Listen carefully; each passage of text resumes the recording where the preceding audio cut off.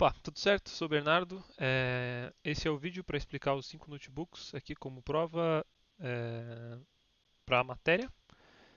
Todos eles estão respondidos aqui e eu vou passar explicando módulo e célula por célula aqui, explicando cada uma das coisas e como elas foram colocadas e por que eu executei cada uma delas dessa forma, né? O primeiro notebook ele trata sobre uma introdução a como criar uma API básica e como ir adicionando endpoints e subir no GitHub, esse tipo de coisa. Ele usa o UV Icon para manter e para rodar e atualizar automaticamente com o reload aqui, né?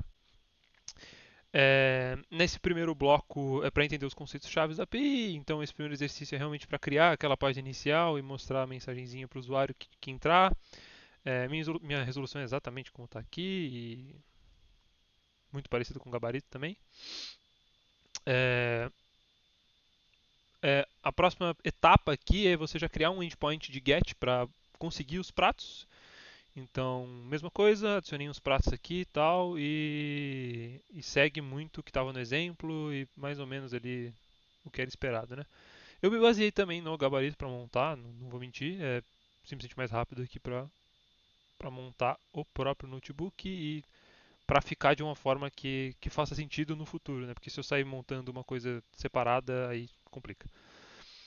O próximo é um endpoint para buscar um prato específico dentro daqueles pratos, naquela lista de pratos. Então é um código justamente para buscar naquele dicionário exatamente o prato que eu quero, é, pelo ID do prato, né? Exatamente. Então eu procuro pelo ID do prato, o prato que eu quero. O próximo é filtrando pratos. Então eu consigo filtrar a categoria, o preço máximo do prato e ambos ao mesmo tempo, né? Muito importante também. Tá aí.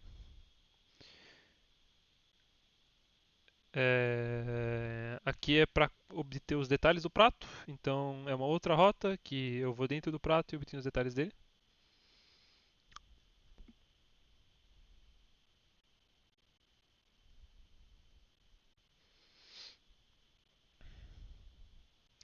Aqui é uma rota para um put, né, para eu conseguir um post, desculpa, para eu conseguir cadastrar um prato. Então eu coloco aquele dicionário esperado, né, aquele JSON esperado e envio e ele vai cadastrar um prato novo aqui. Ele precisa olhar o ID existente e criar um próximo também, então tem que ter uma lógica um pouco diferente aqui para isso. É, no gabarito acho que estava como uma lista, mas tá bom, não, tinha mais um aqui. É,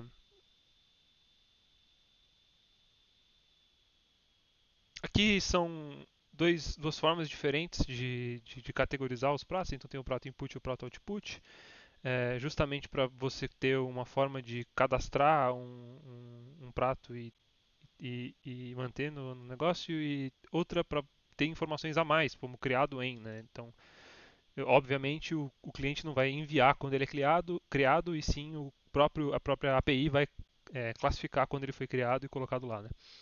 Justamente para ter essas duas diferenças. Então é justamente isso. Se ele está disponível ou não também é uma outra coisa que já é definido aqui, mas isso aí.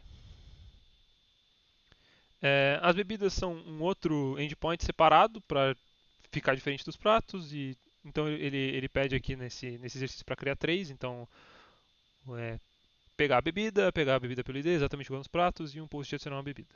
Então é criada exatamente a mesma coisa aqui. No bloco 2 ele dá uma evoluída, então tem um conceito muito importante na criação de API que é justamente em como você vai devolver um erro quando ocorre e tem vários códigos diferentes, então é muito bom você colocar uma mensagem específica avisando por que cada coisa aconteceu, né? Então ele coloca uma pergunta aqui para cada caso, responda o status de code retornado é correto, senão qual deveria ser. Então, é,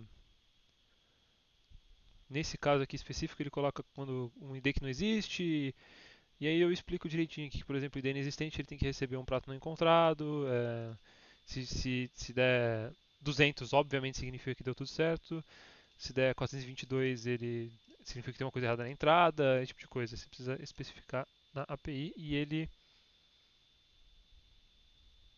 deixar certinho, né? Isso. Aí nesse exercício aqui eu troco as mensagens de status 200 para tipo, que retornaria vazio quando não tem um prato. Ele retorna para 404, o prato não encontrado. Né? Prato ou bebida, obviamente. Essa validação com field é justamente para eu conseguir validar se o que o usuário colocou no post é correto na hora de criar um prato. Então, ele precisa seguir o modelo de PyDentic. Então, o nome, por exemplo, tem que ter o tamanho mínimo de 3, máximo de 100, e coloca uma descrição, que é o nome do prato, para justamente né, mostrar que é isso. Então, ele vai retornar 422 quando o usuário colocar um prato ou bebida errada, né? Justamente para mostrar que precisa ser de uma certa forma ali, não pode ter nenhum caractere especial, sei lá, que o usuário pode fazer, né? É... Aqui ele falha por diversas razões, então ele precisa devolver o erro correto. Se ele falhar por mais de um motivo, é, tem essa parte de criar uma rota diferente para disponibilidade, então ele precisa trocar a disponibilidade de um prato se ele tiver disponível ou não, e se o prato não existir tem que falhar 404, então segue as outras células de cima. Ele pede também uma rota de post de pedidos, então quando o usuário fizer um pedido ele faz isso. E ela falha 404 se não existir o prato que o pedido foi feito e se o prato estiver disponível ela tem que falhar com 400 também. Ele pede para eu criar esse decorador aqui que justamente marca o erro específico. Então ele realmente deixa o código mais limpo e consegue diferenciar os erros e retornar a coisa correta. Então é exatamente isso que eu fiz aqui, um pouco mais longo do que tinha sido detalhado ali. É... Aqui ele pede para eu fazer o diagnóstico de 5 problemas. E aqui é a mesma coisa, o filtro de Sargent estava quebrado, o modelo estava sem validação, o erro não estava sendo bem tratado ali, outras coisas que aconteceram, o endpoint delete não tinha nenhum raise quando eram 404 na real. Desculpa, eu fiz vários notebooks, eu não vou lembrar exatamente o que eu fiz em cada um deles, mas é isso. No post ele podia criar duas reservas para uma mesma mesa, porque não tinha nenhuma verificação, ele deveria dar 450 indisponível. No bloco 3 aqui a gente cria aí uma outra questão que é uma organização de repositório. Então, até agora a gente estava fazendo tudo isso em um arquivo só e ele explica que é um conceito-chave você realmente ter routers diferentes e organizar o repositório de um jeito específico. Então você tem os modelos do que cada um do prato, bebida então as classes e como deve ser o JSON ali de entrada e saída.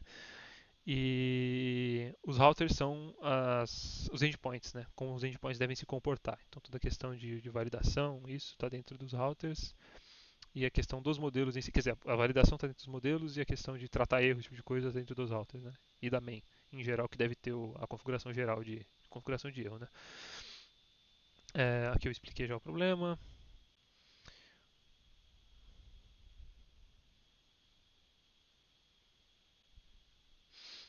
É, Então, justamente essa ideia é realmente separar e dividir os routers. Então, tem esse router.get e eu organizo todo o repositório do jeito certo. Né?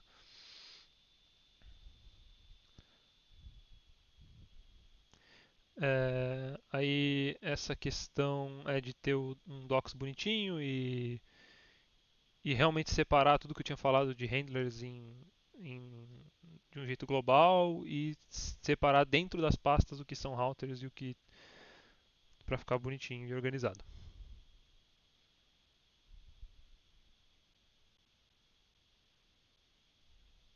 Mesma coisa que eu falei, separar os models. Então a classe do prato input e output fica dentro de models prato e eu importo da main ali ou de outras da routers, por exemplo, eu só dou um import e importo qual é o jeito.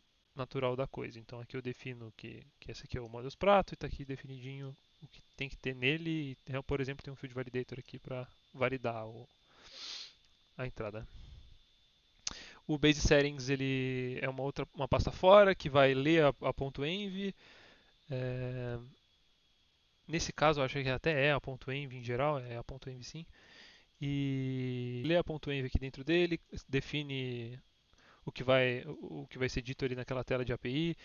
Então, para o usuário, a API pela Travola, 1.0, coloca o máximo de mesas que vão ter, o máximo de pessoas por mesa, define algumas coisas gerais que todos os outros arquivos vão conseguir importar e puxa da .env isso aqui, né, se não tiver definido ali. E aqui é a última etapa, que é criar os endpoints de reservas. Então,